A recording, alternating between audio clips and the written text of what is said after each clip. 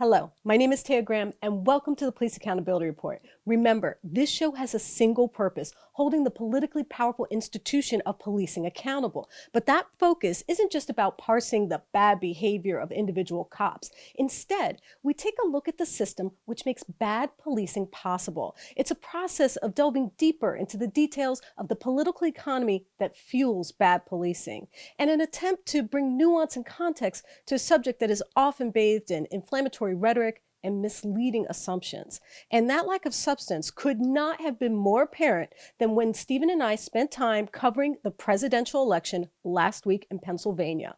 We were on the ground in the politically divided area of Lancaster, Pennsylvania. There, we talked to over a dozen voters about the issues that influenced how they voted. One issue that came up frequently during our interviews and in polls across the country was the notion of defunding the police. In fact, recent exit polling data shows that 9 out of 10 voters said policing and the protests that ensued were a factor in how they voted. And a major part of their calculus was a concept that has gotten much attention but seems to have been widely misunderstood.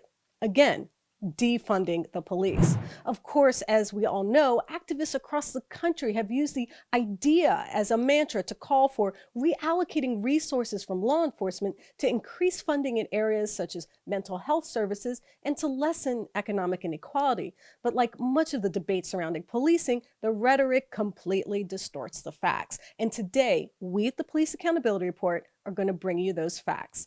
That's because that nuanced notion of defunding the police has been distorted to an all or nothing proposal. What we heard again and again was that defunding the police meant literally to stop funding law enforcement entirely, which is why we feel the need to inject some reality into the discussion. It's a task we often undertake on this show because the rhetoric surrounding policing is often posited as an all or nothing proposition. And the idea of defunding the police is no exception. Can you imagine the ludicrous dialogue that would ensue if the debate over policing was similar to, say, a local water system or trash pickup? Just substitute the agency and you'll see what I mean. If our water was, say, toxic like Flint, Michigan, or our trash was not being picked up, no one would fault you for criticizing the people tasked with making sure you can drink from your tap or have a clean alley. I mean, think about it. If your tap water was polluted, the agency responsible for providing it could hardly respond to complaints by arguing you're either for us or against us, instead of cleaning up the water itself. Or if your trash isn't picked up, could your Department of Public Works say, shut up or we won't take it? And as others have noted, the past few decades have shown a concerted effort by neoliberal politicians to defund public schooling and food and housing assistance and a number of social safety nets. And many of those taking issue with the defund the police movement have not at all taken issue with that. In a sense, that's the absurd dilemma we find ourselves in with the notion of defunding the police. Instead of a debate over just how effective policing is, or if it's worth the money we spend on it, or if there are better ways to allocate public resources, once again, we are pushed to the edge of the all or nothing rhetorical ledge, which raises an interesting question. Why? Why can't we have a reasonable conversation about how much of our precious tax dollars are spent on something that plays such a significant role in our lives? Why can't we actually take a look at the numbers and assess the costs and benefits of our substantive investment in law enforcement? Well, on today's show, we're going to correct the aforementioned imbalance by asking those exact questions. We're going to take a look at some facts and examine numbers which are often overlooked. And hopefully we can come to a closer understanding of whether or not policing is really worth the money we're spending on it. And how much does it really cost? Is the public being made safer? And is it the most cost-effective way to reduce crime? And to answer those questions, we've been analyzing some data that was sent to us by a website that collects information from state governments on law enforcement spending. The site is called Money Geek, and it's a group that aggregates and organizes financial data. Now, recently they issued a report that aggregated law enforcement spending by state. What brought this data set to our attention was something interesting. Instead of just providing raw numbers about how much, say, a particular state spends, they broke the numbers down into how much policing costs every single person in the state. So it gives a real basis for comparison and even a way to, in some sense, measure the correlation between spending on policing and crime. To examine this relationship, I'm joined by my reporting partner, Stephen Janis. Stephen, thank you for joining us. Tay, thanks for having me. I appreciate it. So first off, can you talk about the data in general? What are the numbers? Where did they come from? And what was the methodology?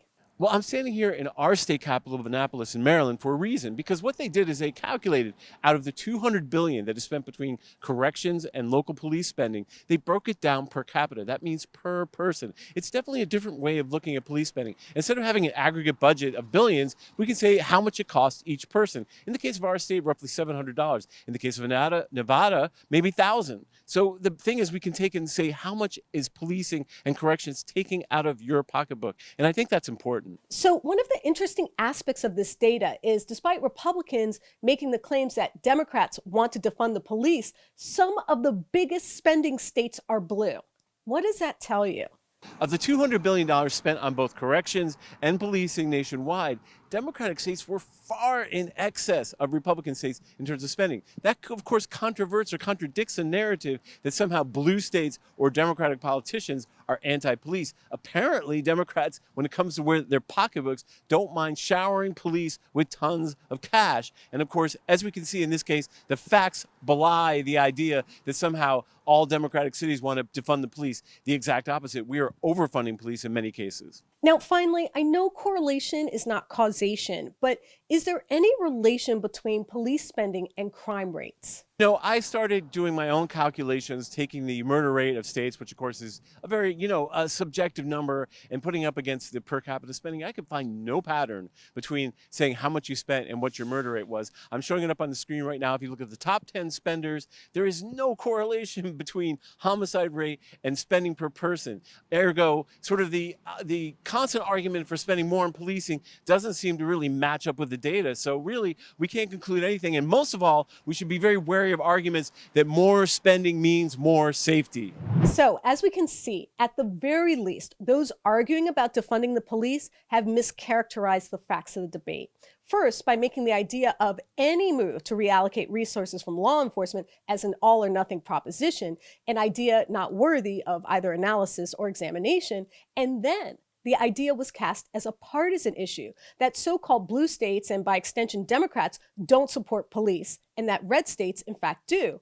Again, another factually challenged assertion. To reiterate this analysis of per capita spending finds that blue states spend 38% more on policing and corrections than red states. And when analyzing the proportion of their budgets on policing and corrections, both red and blue states spend about 5.3% of their state budget. So this begs the question, does the Democratic establishment really want to defund police? But to dig even deeper, we wanted to actually talk to someone who should know a great deal about what this concept means, a cop. And he's not just any cop. He's a former Baltimore homicide lieutenant, a man who spent a lifetime in law enforcement, and someone that Stephen has interviewed before. So we thought it would be interesting to see what he had to say about the issue, and also to get his response to what's wrong with policing today. And his answer is interesting, to say the least. Let's listen. Well, I was the chief of police of a small city, but I didn't see any problems politically either way. I think it's a matter of the chiefs to put together a budget and for the councils to approve it. But I didn't see, in my experience, I didn't see anything. I don't condone police doing anything like that. And I think, as you know, I've been involved in police investigations, and unfortunately, I had to be part of charging police.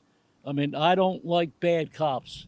And the majority of the police on the street are good men, and they don't like bad cops. I mean, you don't need people like that. That was absolutely 100% wrong. Well, I guess it's like the ordinary criminal on the street. They do something because they always think they can get away with it. And, maybe some guys, because they wear the blue, might feel like they're protected. They're really not, but they take a chance. They think they can get away with it, and then they got to suffer the consequences. Here's what I say. Uniform patrol is preventative, right? They're proactive, not reactive. I see that they're trying to use plainclothes squads to prevent, and that is not right. You use uniforms to prevent, and you use detectives to investigate. You got a police car. It's painted in bright colors. You got a uniform on a police officer. The presence a lot of times of that, and there's all kind of methods that you can use. I mean, you can have uniformed men in a car, and you can park that car and get out and patrol. Now you got another deterrent with your car parked, and they don't know where the uniformed men. I think they use a system like that in England, and I don't see them getting out of cars and going into bar rooms and pawn shops and things like that. I might be missing it, but I don't see the patrol methods that were used years ago. I really don't see it. Let me tell you, when I go back a long way and I go back to foot patrol, and I work Utah Place, Linden Avenue, I knew the people on my post. I knew who was going to give me trouble, and I knew I knew people that would help me. So, as usual, we are stuck in an ideological fight with no real solution. On the one hand, the entire movement to hold police accountable has been wedded to an inflexible idea subject to distortion, misinterpretation, and downright falsehoods. Meanwhile, as the actual data shows, policing and law enforcement continues to eat up significant resources without an effective process to determine if all this spending is worth it. Are we getting the public safety we're paying for? And to a certain extent, that's the point. That's why rhetoric, not reason, dominates the conversation over how we can reform policing. The idea is to frame the debate in a way where rational thinking does not apply, where police spending is not subject to the same data-driven rigors that affect the rest of us, to cultivate a dogma that even the slightest questioning of police spending is actually an indictment of the process itself. Imagine if the same rules applied to us, to the people who go to work every day, whose performance is parsed and scrutinized by data-driven surveillance capitalism, whose literal worth and even self-worth is calculated to the penny. Why can't those same people demand accountability from an institution that, as we have seen, eats up a big part of their paycheck? Why can't the people who actually fund policing weigh in on just how much we spend to maintain it? That's the issue at the crux of the mischaracterization of the so-called defund police movement. Like the rhetoric surrounding law enforcement, it has shaped into a misleading all or nothing proposition. Instead of a nuanced debate and in-depth analysis, we get the old "you're for us or against us" mantra. And the result is that a healthy discussion entertaining the idea that we might spend too much money on policing gets stifled before it begins. All that's left is a binary choice and a false political dilemma between embracing an institution regardless of its effectiveness or supposedly rooting for its demise. It's limiting debate over a powerful, dare I say, dominant institution that raises many questions. The most important question is, why can't we, the people, have a say on the cost of justice? I would like to thank intrepid reporter Stephen Janis for his writing, editing, and reporting on this piece. Thank you, Stephen. Tay, thanks for having me. I appreciate it. And of course, I'd like to thank friend of the show, Noli D, for her support. Thanks, Noli D. And I want you watching to know that if you have evidence of police misconduct or brutality, please share it with us and we might be able to investigate. Please reach out to us. You can email us tips privately at par@therealnews.com and share your evidence of police misconduct. You can also message us at Police Accountability Report on Facebook or Instagram, or at Eyes on Police on Twitter. And of course, you can message me directly at Teas Baltimore on Twitter and Facebook. And please like and comment. It really does help. And I do read your comments and appreciate them. My name is Taya Graham, and I am your host of the Police Accountability Report. Please be safe out there.